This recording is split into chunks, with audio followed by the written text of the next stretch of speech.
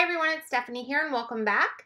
In today's video, we are going to be creating a card where we take our main image and we actually inset it down in the card. So rather than making that image dimensional, we are going to make the outer panel, which is the negative space around that die cut, the dimensional part of the card design, and we're going to have the image kind of inset down inside that panel. So to create the card, I am using the Up in the Air stamp set and the coordinating die-namics dies. And all we're going to be using from this set is this big, large hot air balloon as well as one of the sentiments. So what I'm doing is I have my mini MISTI stamping tool and I positioned that hot air balloon into the center area of my panel. I have it exactly where I want to position it when I create the finished card, and I'm stamping it with some black licorice hybrid ink. Since we are going to be keeping this card very simple in design, I want to add a lot of color to this balloon and really make it stand out. But before we get to the coloring, I want to create the outer panel, which is what we're going to create our dimension with. So I have a second piece of cardstock cut to the exact same size, which is 4 1/4 by 5 1/2 inches, and I've just positioned it over top of the stamped panel and kind of held it in place there with some repositionable tape.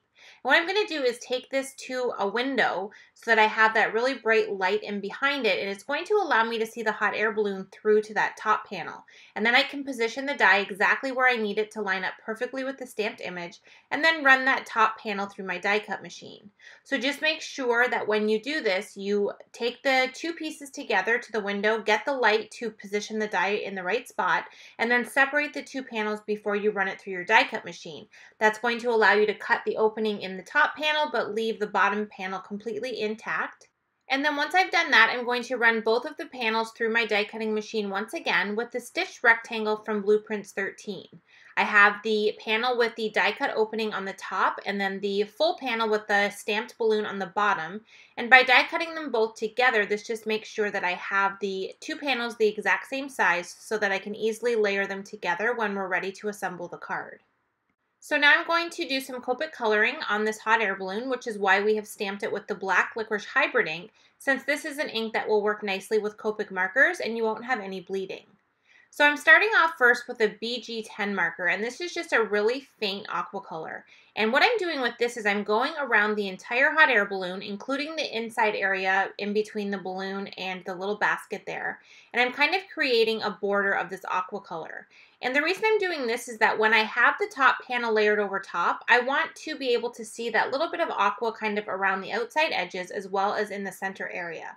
So I made sure that I had enough on the outside so that when we add the top panel, you're going to fully see the aqua and not see any of that white cardstock. Now for the actual hot air balloon, I'm going to do it in rainbow colors. If you know me, you know I love rainbow. So I decided to go ahead and use rainbow colors to color in all of the different sections of the hot air balloon. And I do apologize, I didn't realize because I had the screen kind of zoomed in so you could see the coloring a little bit better, that I lost some of the marker caps that I had set down to show you the colors when I kind of had that zoomed in. So I will have all of the marker colors that I did use in the video description down below if you are interested in knowing exactly what colors I'm using. And for each of these sections, I'm keeping it very simple. I'm using 2 colors for each. And I'm just laying down the lightest color first and then just bringing in some of that darker color at the top and bottom and just kind of blending it into the center just to give it a little bit of dimension and a tiny bit of shading. Now I'm bringing in that last color from the rainbow, the purple, in the very bottom piece of the hot air balloon. And then for the basket, I opted to go with some gray colors versus brown. I just thought it would look really nice with the rainbow colors.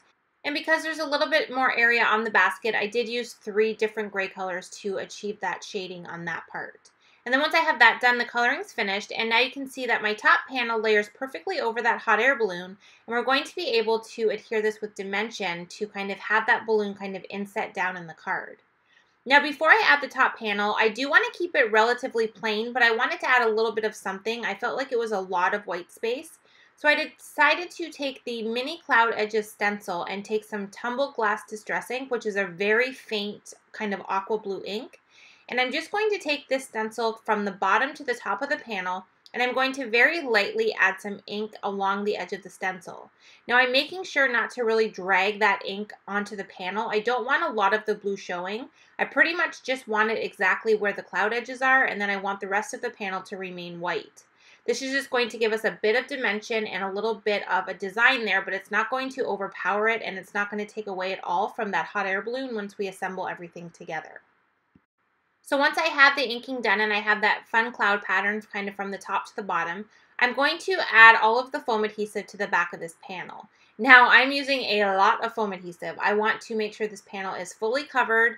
I don't want any parts of this card to kind of sag down in where we don't have any foam adhesive. So I like to kind of go way overboard and fully cover it. And I made sure to go right around that hot air balloon so that we have the foam adhesive completely covering the panel. And then I'm going to remove all of the backing sheets. Now this takes a few minutes because we have a lot of foam adhesive, but once I have all of the backing sheets off, I just very carefully lined up the top panel with the bottom one, and I positioned it on top and adhered it down. So now you can see we have this really fun dimension where rather than having the image be the focal point that's popping up off of the card, we actually have it inset on the card and we have the whole entire panel popping up. I just thought it was a fun way to add dimension to this simple card, but to do it a little bit differently than we're accustomed to. I stamped the sentiment onto a piece of white cardstock with some black licorice dye ink, and I'm going to adhere this right over the hot air balloon. So I'm adding a little bit of foam adhesive to the center area since I have all of that outside panel raised with that foam adhesive. I want to make sure that the sentiment strip has the foam adhesive as well, otherwise it's going to kind of bend down into that hot air balloon when we add it onto the card. Once I had the foam adhesive in the center, I added a little bit of adhesive to each end, and now I'm using my T-square ruler to make sure I have it fully lined up, and I positioned it right over top of that balloon and just pressed down to adhere it to the card. And then now you can see when we kind of tilt it, we have the really fun dimension not only in the background panel but also in the sentiment strip as well.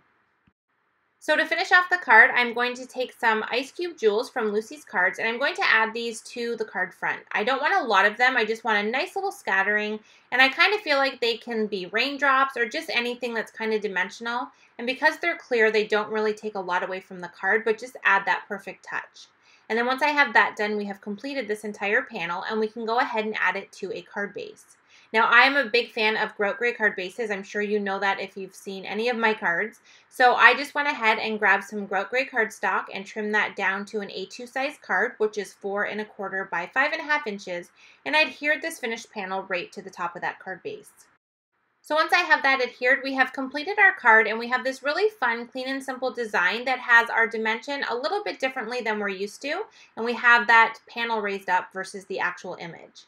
So thank you so much for joining me in today's video. As always, if you would like a chance to win a gift card to the MFT online store, please leave a comment on this video and subscribe to our YouTube channel, and I will see you in the next video. Thanks so much for watching.